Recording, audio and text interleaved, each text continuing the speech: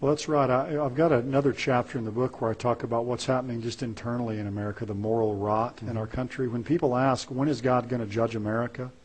If people will read Romans 1, they'll find out really he already is. Yes. The first form of God's judgment is to give people over to their own sin. And if you read Romans 1, 3 times you have God gave them over, and the first giving over is to what we might call a sexual revolution. The second step there is a homosexual revolution. Wow. And then the final step is just the open encouragement of evil. So I see that we are already being judged. Now people say, well, can we turn that around? Well, none of us knows God's timetable.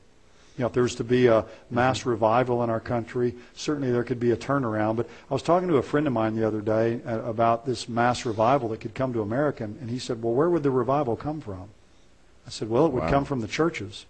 I said, well, do you see any indication? I mean, our churches are becoming more focused on entertainment and lack of teaching the Bible and of doctrine. So how is that kind of a revival going to come? So, you know, I don't want to be some, you know, pessimist about this, but his point was well taken.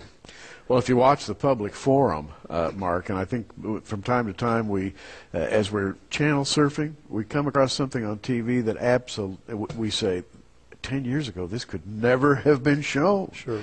This is the world we live in today, a society that's rapidly decaying. You don't have to be a genius to see that. That's right. It's happened in my lifetime. When I was born in 1959, I've witnessed the sexual revolution, the homosexual revolution, these things that are taking place. Now, will God turn from that more passive means of judgment to a more active means of judgment in the very near future? He certainly could. And it could be some of these other events, or it could be the rapture of the church. Now let's